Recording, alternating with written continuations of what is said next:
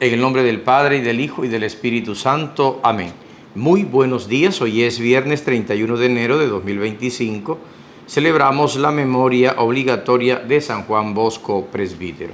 El Señor esté con ustedes. Lectura del Santo Evangelio según San Marcos. Gloria a ti, Señor. En aquel tiempo Jesús decía al gentío: el reino de Dios se parece a un hombre que echa semilla en la tierra. Él duerme de noche y se levanta de mañana. La semilla germina y va creciendo, sin que él sepa cómo. La tierra va produciendo fruto sola, primero los tallos, luego la espiga, después el grano. Cuando el grano está a punto, se mete la hoz, porque ha llegado la siega. Dijo también: ¿con qué podemos comparar el reino de Dios? ¿Qué parábola usaremos? Con un grano de mostaza. Al sembrarlo en la tierra es la semilla más pequeña, pero después de sembrada crece, se hace más alta que las demás hortalizas y echa ramas tan grandes que los pájaros del cielo pueden anidar a su sombra. Con muchas parábolas parecidas les exponía la palabra, acomodándose a su entender. Todo se lo exponía con parábolas, pero a sus discípulos se lo explicaba todo en privado. Palabra del Señor.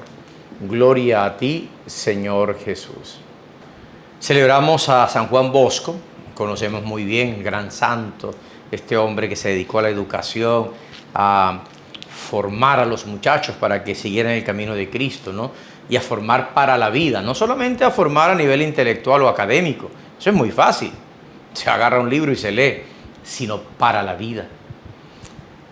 Nació en Vecchi, Italia, el 16 de agosto de 1815. Nosotros hoy, el año pasado, en la peregrinación, pudimos ir allí a la basílica, pudimos estar, incluso celebrar la Eucaristía en esa basílica que él construyó de María Auxiliadora. Su madre Margarita estaba casada con Francisco, que se había quedado pues viudo y tenía un hijo llamado Antonio. Cuando Juan tenía tan solo 2 años, se le murió su padre y la familia comenzó a vivir serias dificultades económicas, pero sobre todo dificultades de relación, ya que Antonio tenía envidia de Juan. A la edad de 9 años, Juan tuvo un sueño profético que marcó toda su vida. Él sería pastor y guía de los niños y jóvenes más necesitados. Tenía pues que estudiar y prepararse bien, y como en casa había muchas dificultades, tuvo que buscar un trabajo en un pueblo cercano. Allí pudo alternar su trabajo en el campo y el establo con el estudio y la oración. Más adelante, en 1829, don Caloso, capellán de Murialdo, se ofrece como su primer profesor de latín y su primer guía espiritual, pero murió repentinamente en noviembre de 1830. Juan, consciente de la misión que tendrá que entre los jóvenes, no ahorra ningún esfuerzo para poder continuar con sus estudios. Camina 20 kilómetros diarios, vive como pensionado en la casa de un sastre y músico del pueblo, aprende múltiples oficios para ganarse el pan, duerme bajo una escalera y trabaja como aprendiz de taller camarero, empleado en un establo y muchas cosas más. Esta fuerte inquietud vocacional le empuja a fundar con sus amigos la Sociedad de la Alegría, al entrar en el seminario y en 1841 ordenarse sacerdote. Su sueño se va haciendo realidad. Ahora puede dedicarse de lleno a los jóvenes más necesitados. La Sociedad Salesiana se inicia en el año 1854 para asegurar en un futuro la estabilidad de sus obras y de su espíritu. Pero, ¿y quién se va a dedicar a las niñas y a los jóvenes más pobres? No sabemos hasta qué punto inquietaba a don Bosco la situación de abandono en que vivían las niñas y los jóvenes en aquella sociedad. Lo que sí es cierto, que el tema le preocupaba y le ocupaba muchísimas horas en su pensamiento. Él quería fundar una congregación femenina que se ocupara de las chicas y consideró providencial el encuentro en 1862 con don Pestarino, párroco de Mornés. Le contó la existencia de un grupo de jóvenes que llevaban adelante un taller y un oratorio con las niñas y jóvenes de su pueblo. Sabemos que don Pestarino le había hablado especialmente de la joven María Mazzarello. Cuando don Bosco va a Mornés en 1864, descubre por él mismo que esta joven María Mazzarello está haciendo con las niñas y jóvenes de Mornés lo mismo que él está haciendo con los niños y jóvenes en Turín. María, por su parte, manifiesta que las palabras de Don Bosco eran como el eco de una voz que sentía en el corazón sin saberla expresar, como la traducción de sus mismos sentimientos, como algo esperado siempre y que finalmente llegaba. Y expresa Don Bosco: es un santo y yo lo siento, decía ella.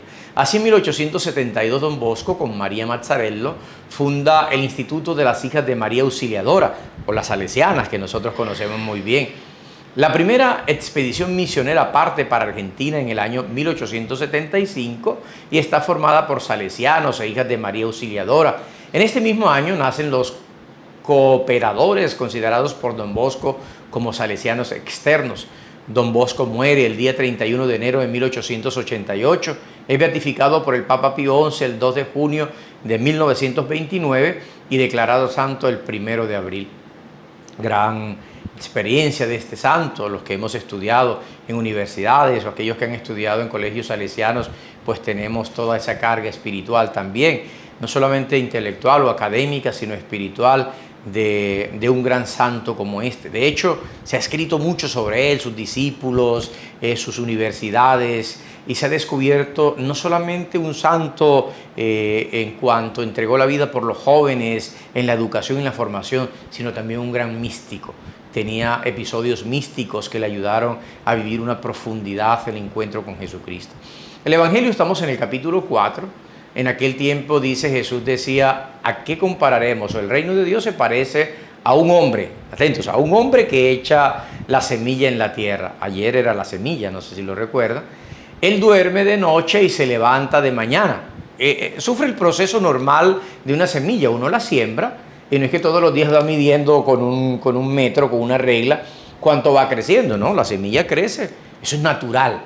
La semilla tiene que sufrir una descomposición interna y esta luego va creciendo, va saliendo el tallo, las hojitas, hasta que va creciendo y se va formando.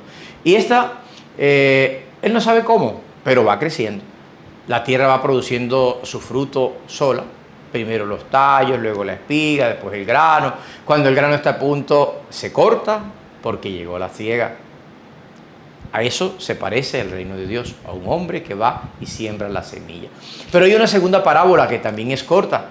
¿Con qué podremos comparar el reino de Dios?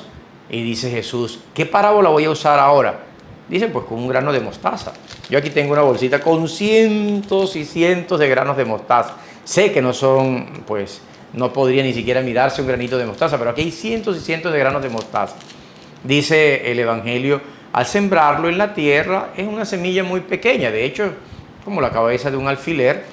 Después de sembrada crece, se hace más alta que las demás hortalizas, es como un arbustico, ¿no? Una planta. Dice: vienen a anidar los pájaros del cielo, va para cobijarse bajo su sombra. Y dice: y con muchas otras parábolas parecidas les exponía la palabra, acomodándose a su entender. Era Jesús el que se acomodaba a ellos para explicarle cómo era la palabra de Dios. El reino de los cielos ha llegado, dice Jesús, pero el reino de los cielos se manifiesta a través de cosas concretas, fundamentalmente a través de la iglesia, que es el sacramento de salvación. No es algo despectivo, no es algo acomodado, no. El reino de los cielos se va construyendo en la medida que usted y yo vamos conociendo el cuerpo místico de Cristo, como lo decía el domingo pasado, cuando hablaba de la comunidad, que cada órgano del cuerpo tiene una función.